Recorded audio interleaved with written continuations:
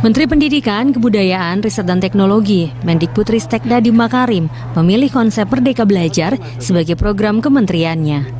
Menurut Nadiem, kata Merdeka Belajar paling tepat digunakan sebagai filosofi perubahan dari metode pembelajaran yang telah terjadi selama ini. Sebab dalam Merdeka Belajar, terdapat kemandirian dan kemerdekaan bagi lingkungan pendidikan menentukan sendiri cara terbaik dalam proses pembelajaran. Konsep Merdeka Belajar yang dicetuskan Nadiem Makarim tujuannya baik, agar peserta didik bahagia dalam menempuh pendidikan. Para siswa diberi kebebasan untuk mengakses ilmu. Sumber ilmu bukan sebatas pada ruang kelas dan guru, tetapi bisa juga di luar kelas, di media online atau internet, perpustakaan, dan juga bisa di lingkungan sekitar. Dalam konteks ini, maka dibutuhkan kejelian guru untuk menerjemahkan konsep Merdeka Belajar. Guru harus kreatif agar siswa bisa dibimbing dan diarahkan sesuai konsep Merdeka Belajar. Konsep Merdeka Belajar tidak lagi dibatasi oleh kurikulum, tetapi siswa dan guru harus kreatif untuk menggapai pengetahuan. Siswa-siswi benar-benar dilatih untuk mandiri. Penerapan Merdeka Belajar bukan tanpa hambatan. Ada beberapa kendala yang dihadapi di daerah. Di antaranya, Merdeka Belajar belum maksimal diterapkan karena masalah sumber daya manusia. Program Merdeka Belajar menuntut kreativitas guru. Kenyataannya, guru-guru di pedalaman masih minim kreativitas. Mereka masih terkendala masalah infrastruktur jaringan telekomunikasi yang belum rata. Masih adanya akses informasi yang terbatas semakin menambah buram potret pendidikan di daerah pedalaman. Tim Liputan Berita 1. Ya, Mendikbudristek Nadiem Makarim memilih konsep Merdeka Belajar ya sebagai programnya. Program itu memberikan kebebasan kepada tenaga pendidik untuk berkreasi dalam memberikan materi ajar. Konsep Merdeka Belajar tidak lagi dibatasi oleh kurikulum, pemirsa, tetapi dapat juga memanfaatkan sumber ilmu lainnya seperti media online atau mungkin internet, media sosial, begitu atau mungkin perpustakaan dan juga di lingkungan sekitar. Lantas seperti apa guru memaknai konsep Merdeka Belajar ini? Nah, untuk membahasnya telah bergabung bersama dengan kami Ketua Pengurus Besar Persatuan Guru Republik Indonesia PBPGRI, ada Prof. Supardi serta Guru SMA Santa Maria Medan, Pak Guru Mardimpu Sihombing. Saya sapa terlebih dahulu. Selamat siang Pak Guru, Prof. Supardi. Selamat Hari Guru. Dan selamat siang, selamat Hari Guru juga. Selamat Hari Guru. Oke, saya harap ini semangat guru-guru kita berasa ya di Hari Guru Nasional ini, khususnya juga semangatnya untuk mengajarkan atau berinovasi begitu ya di tengah-tengah era digitalisasi ini, kemudian juga di era pandemi ini. Saya ingin ke Pak Guru dulu deh, Pak Guru. Ini kan Pak Guru adalah salah satu guru yang ini ya bisa dikatakan hebat ya, karena benar-benar memanfaatkan salah satu media begitu untuk menyampaikan materi-materi ajar seperti itu. Ini sebenarnya bisa diceritakan sedikit seperti apa sih pengalaman ini Pak Guru? Kenapa kemudian sampai punya ide nih untuk memulai dari situ? Ya, terima kasih Kak Patricia. Jadi sebagai seorang guru tentunya adalah salah satu komponen terpenting dalam pendidikan ya. Dan saya saat ini seperti yang tadi sudah kita dengarkan ya, saya saksikan juga program guru penggerak yang sedang diunggulkan oleh Mas Menteri kita, Mas Nadiem. Dan saya adalah guru penggerak angkatan kedua, Kak Patricia. Jadi saya memaknainya dengan menggunakan TikTok ya. TikTok dalam media saya ya, sarana saya untuk mengajar, begitu ya. Nah, Merdeka Belajar itu sebenarnya adalah konsep memulai dari diri, elaborasi pemahaman, ada ruang kolaborasi, ada refleksi, ada koneksi antar materi dan lain-lainnya. Itu sebuah konsep yang dikembangkan sesuai yang diajarkan dan juga kita dapat dari Kemendikbud begitu. Nah, selama pandemi, saya memang sebagai seorang guru memutar otak habis-habisan begitu ya, Kak Patricia ya, dan juga Prof. Supardi ya. Saya melihat adanya learning loss ketika pembelajaran di pandemi COVID-19 begitu. Nah, maka saya sebagai seorang guru harus kreatif dong tentunya. Bukan hanya kreatif, tetapi harus melakukan sebuah inovasi begitu.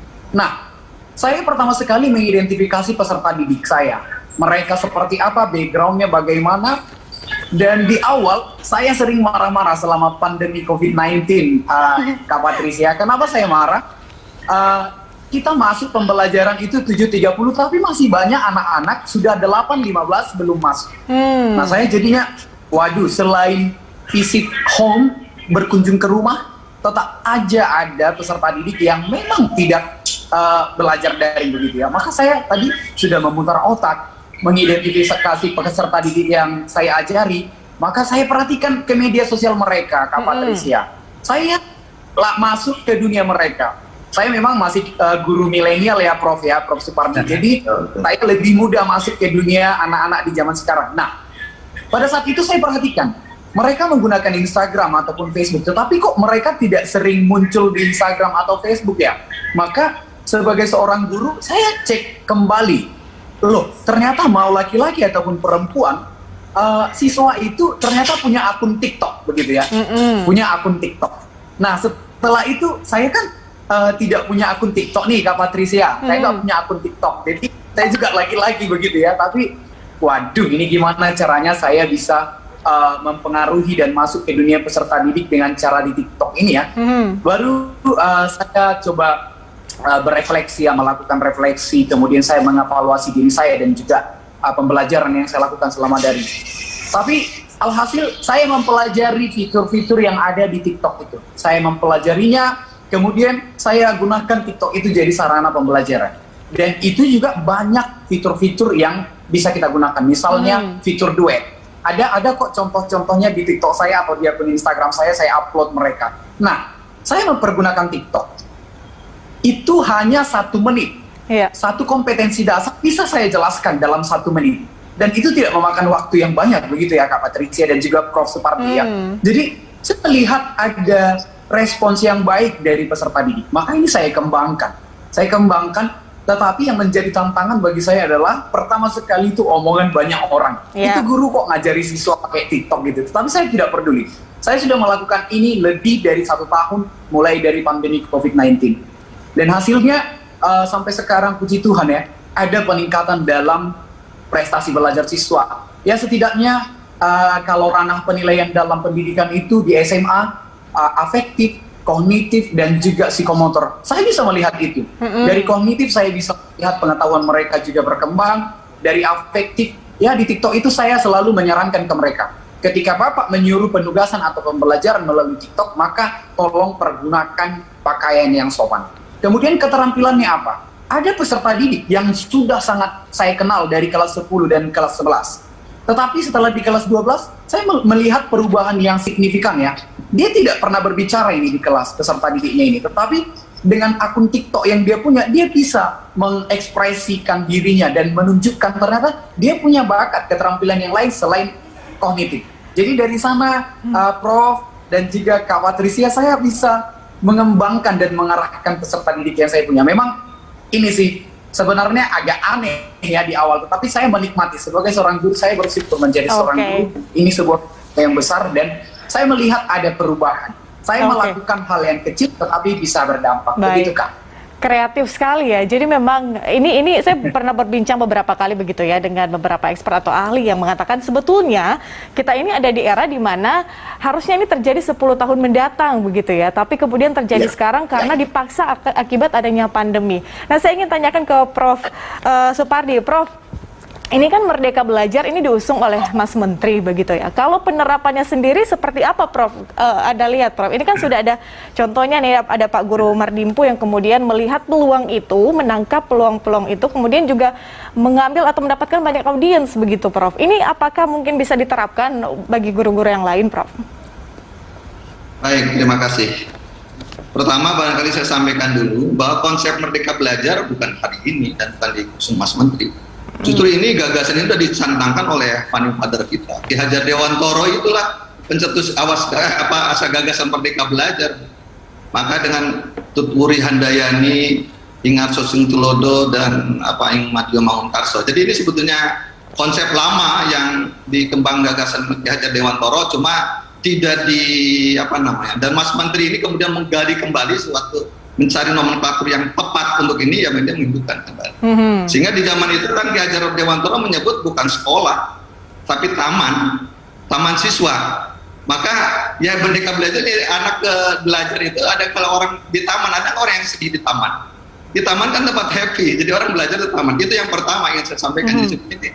Harusnya mereposisi kembali dan merestorasi kembali sebetulnya gagasan lama, istilah lama yang dikembangkan. Yang kedua, harus kita canangkan kalau kita kembali Pak Siombing ke misalnya 8 standar pendidikan. Sebetulnya di mana sih Merdeka Belajar?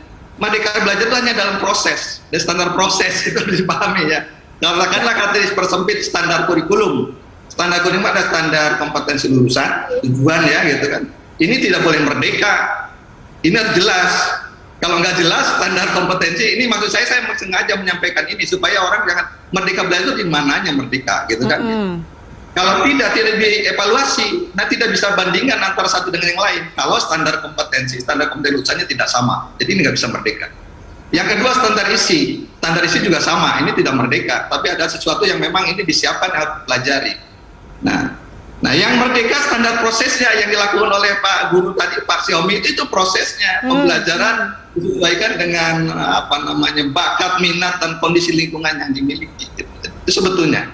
Jadi dengan daya dukung yang ada.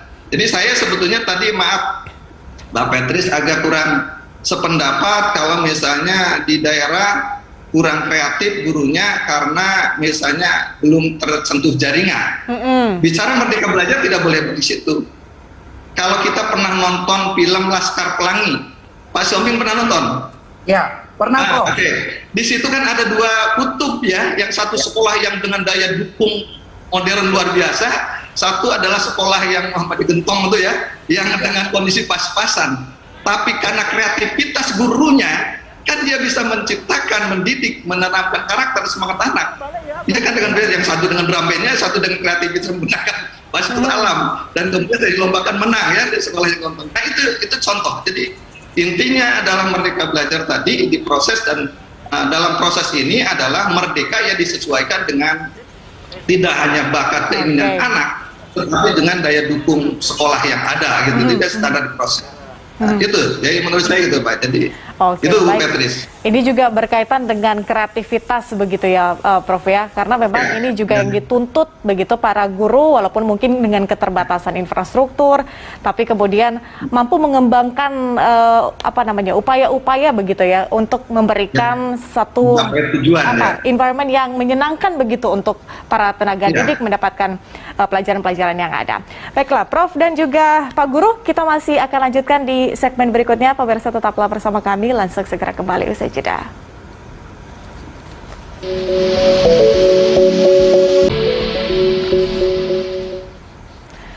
Guru kunci pendidikan bermutu. Kita lanjutkan dialog. Pemirsa, kita masih terhubung dengan salah satu guru ya, guru penggerak, yaitu Mardim Pusiombing dan juga Ketua PBPG RI Prof Supardi.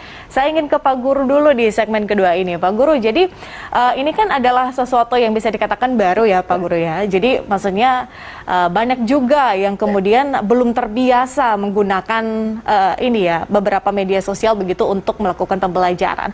Nah ini bagaimana kemudian agar murid-murid ini atau peserta didik ini kemudian menangkap semua yang diajarkan melalui media sosial itu, dan biasanya kan kita punya dikasih PR begitu ya Pak Guru ya. Ini gimana medianya, seperti apa terkait dengan hal itu? Iya, Kak Patricia, terima kasih.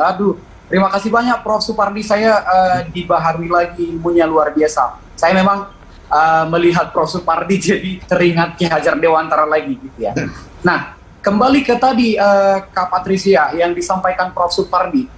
Jadi seorang guru itu yang pertama ya ingat 3 semboyan pendidikan dari Ki Hajar Dewantara. Ingar Susung Tulodo, Imade Mangunkarsa, dan Tutmuri Handayani.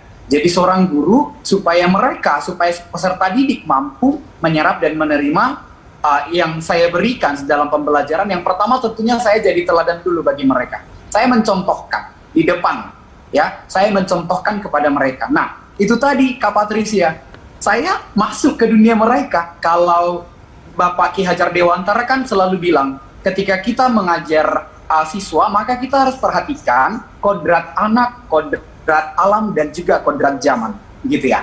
Jadi saya juga bergerak berdasarkan itu, dan sangat bersyukur diingatkan kembali dengan filosofi pendidikan Ki Hajar Dewantara ini. Nah, yang saya lakukan supaya mereka tetap bisa menerima dengan baik, saya pertama tentunya tadi dari contoh yang saya buat sendiri pertama di akun media sosial saya di TikTok. Jadi saya juga sebenarnya secara tidak langsung mengajarkan ke mereka, yuk di posting, jangan istilahnya kalau sekarang apalagi literasi digital ya, jangan asal posting ya.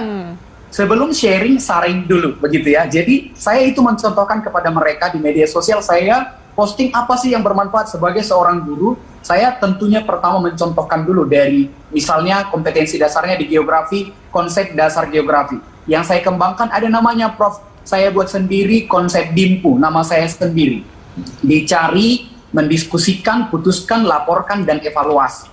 Itu saya buat sendiri, Prof. Semoga nanti suatu saat bisa seperti Prof. Dan konsep inilah yang saya pergunakan, Kak Patricia, supaya anak murid bisa mengembangkan kemampuannya baik di kelas ketika PTM terbatas sekarang, dan walaupun sudah berlaku PTM terbatas sekarang, saya tetap masih menggunakan TikTok untuk penugasan kepada mereka.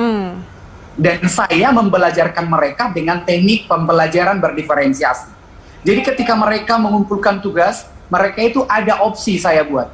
Tugasnya boleh dikumpul melalui poster, boleh Pak, boleh nak. Melalui artikel boleh Pak, boleh nak. Pakai TikTok boleh Pak, karena belum tentu semua anak murid di kelas itu mau menggunakan TikTok seperti sekarang ini. Jadi, tetapi yang saya unggulkan selama ini memang saya minta mereka untuk memanfaatkan TikTok itu, dan alhasil sampai sekarang salah satu guru yang mengubah paradigma negatif TikTok itu adalah saya, salah satu contohnya. Harus mencoba sesuatu yang berbeda dan mengubah paradigma yang negatif menjadi sebuah paradigma yang positif. Jadi pembelajaran yang beraneka ragam, berdiferensiasi sesuai dengan bakat dan kemampuan anak, merdeka belajarnya nampak di prosesnya seperti yang disampaikan oleh Prof. Supardi tadi, Kak Patricia. Oke, jadi sekarang adalah guru yang menyesuaikan masuk ke dalam dunia peserta didik ya Pak Guru ya, bukan lagi peserta didik yang harus mengikuti guru gitu ya. Jadi komunikasinya berjalan dua arah begitu ya. Oke, baik, saya kembali ke Prof. Supardi. Prof, Anda kan juga sempat mengatakan bahwa sebetulnya ini adalah konsep yang lama begitu ya, tapi mungkin sebutannya oleh Mas Menteri dikatakan Merdeka Belajar begitu. Artinya kan masih banyak tantangan-tantangan, kendala-kendala untuk kemudian mencapai yang namanya Merdeka Belajar ini. Nah, apa yang harus dibenahi sebetulnya untuk mencapai Merdeka Belajar ini, konsep yang diusung oleh Mas Menteri? Sebetulnya gini, Bu. Jadi kita ini harus sadari kadang-kadang tujuan suatu bernegara, tujuan pendidikan itu harus sesuatu yang continuous kan harusnya. Nah, upaya yang harus dilakukan ini jangan sampai ada istilah istilah yang populer di masyarakat, ganti menteri, ganti kurikulum, karena itu. Yang saya maksud adalah, jadi kalau kebijakan pendidikan, mestinya itu artinya terus berkesinambungan, jangan putus kan, ganti pejabat, ganti kebijakannya, ganti strateginya, ganti dan sebagainya, sehingga tidak akan pernah sampai. Nah, saya harap kalau bicara Merdeka Belajar juga, ini kan konsep lama yang harus terus dikembangkan gitu kan, dan hari ini Mas Menteri menyambungkan kembali apa gagasan lama itu, ya harus konsisten ke sana. Nah, artinya semua sumber daya, semua stakeholder diarahkan pemikiran yang sama. Jangan sampai nanti kalau bicara tentang tadi untuk keberhasilan ini, jadi keberhasilan ini karena program bangsa ini ya berkesinambungan. Memang pemerintahan ada masa periodenya, tapi pembangunan manusia Indonesia dan pembangunan bangsa Indonesia harus bersinambung supaya cita-cita bangsa Indonesia menjadi bangsa yang sejahtera, bangsa yang maju itu tercapai. Kalau enggak ya nanti kita ganti menteri, ganti presiden, ganti kebijakan, ganti tidak akan pernah tercapai. Itu yang paling penting adalah kita menanamkan pada diri kita, terhadap diri saya, Pak Guru, kita jadi janganlah kita pada alergi pada suatu program seseorang misalnya ya. Misalnya Pak Guru nanti jadi kepala sekolah yang lain punya program apa visi, jadi Bapak buat visi itu melanjutkan visi yang sebelumnya, jangan buat visi baru nanti ya tidak akan pernah tercapai. Demikian pun dalam visi pendidikan nasional bangsa Indonesia itu. Kira-kira itu secara umum. Jadi ini saya menangkap dari situ, bukan sisi teknis. Jadi soal teknis itu adalah. Oke, jangan kemudian berganti-ganti kebijakan gitu ya, Prof ya. Prof, kalau di Hari Guru Nasional ini, selain terkait dengan konsep Merdeka Belajar, catatan dari Anda, Prof, apa yang harus diperhatikan di Hari Guru Nasional ini? Mungkin ada sedikit rekomendasi untuk pemerintah?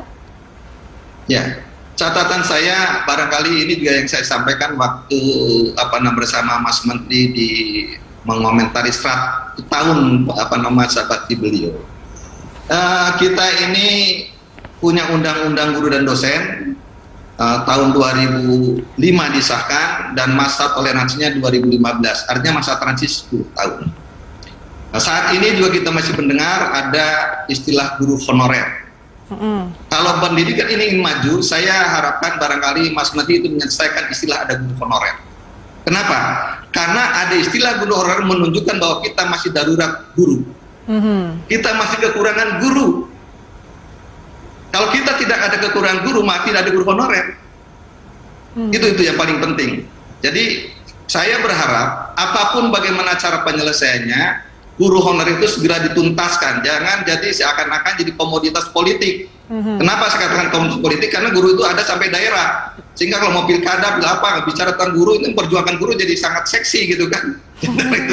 Nah, padahal guru itu tadi disampaikan oleh Pak Sihombing, pendidikan itu kuncinya di guru. Jadi kalau tata kelola gurunya ini belum selesai, ya gimana mau menata yang lain gitu kan. Gitu. Jadi istilah guru honorer hilang, segera tuntaskan. Semua guru adalah guru tetap, minimal di sekolah negeri.